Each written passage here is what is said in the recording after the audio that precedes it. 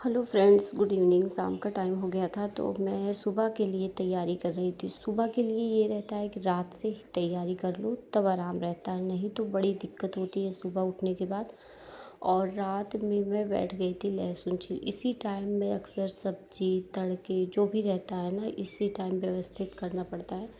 सुबह बहुत लेट हो जाता है और अक्सर रात को मुझे खाना भी नहीं बनाना पड़ता, तो थोड़ी बहुत राहत हो जाती है। हालांकि लेटते लेटते किसी ना किसी को कुछ ना कुछ खाना ही रहता है, तो जल्दी में कुछ बन जाता है।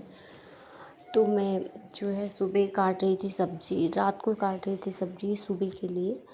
और तो आज लेके आए थे बीन्स और तुरई और क्या टमाटर, यही सब लेके आए थे। तो मैंने सोचा बीन्स में काट के पहले बना देती हूँ। इसे हम कहीं कहीं कुछ और भी कहा जाता है, बोड़ा। वैसे तो हमारे यहाँ बोड़ा कहा जाता है।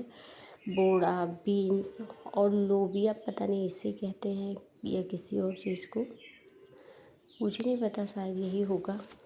तो सब्जी काट कर मैंने रख दिया था। इसी टाइम सब्जी काटने से ये आराम रहता है कि सुबह जो है मुझे बहुत आराम से, मतलब सब्जी कटी रहती है तो मुझे लगता है कि मेरा आधा से ज़्यादा काम हो गया।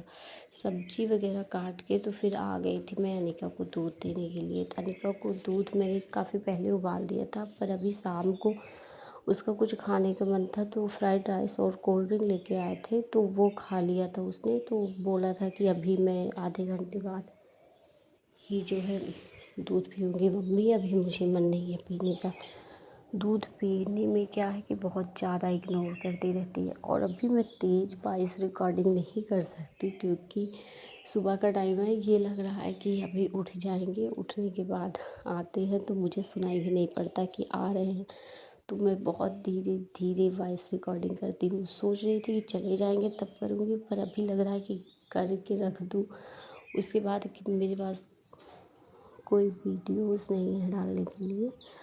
और उसके बाद मैं आ गई थी बर्तन धोने। बर्तन धोने का मतलब कढ़ाई वगैरह जो थी, थोड़ी सी सेवइयाँ जो है शाम को बनाया था वही दोपहर के टाइम में, तो वही अभी रखा हुआ था। चाय वाय बनी थी दोपहर में, तभी का बर्तन अभी रखा हुआ था। तो बनाने के बाद सारा काम हो गया था। अब मुझे बर्तन साफ़ करने थे और किचन साफ़ करना था। बर्तन साफ़ किया सबसे पहले। बर्तन तो मुझे लगता है कि मुझे नहीं, हर महिला को प्रॉब्लम होती है बर्तन।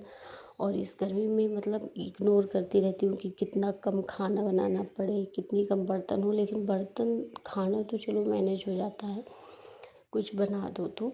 लेकिन जो है बर्तन छोटी छोटी कामों में भी हो जाते हैं, चाहे चाय बनाओ तब भी उतने ही बर्तन हो जाते हैं। तो बर्तन काफ़ी हो गए थे। बर्तन धुला, बर्तन धुलने के बाद मैं आ गई थी किचन साफ़ करने। किचन बहुत गंदा हो रखा था। हालांकि रोज़ साफ़ करो रोज़ उतना ही गंदा हो जाता है।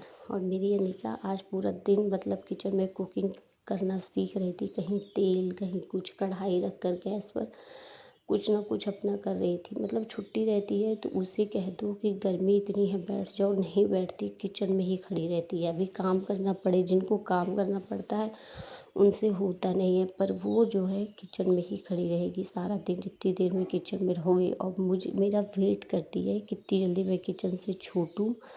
तो मेरा लेके मेकअप अपना सारा खड़ी रहेगी। चलो मम्मी मेकअप कर दूँ, तो कुछ ना कुछ मेकअप करेगी।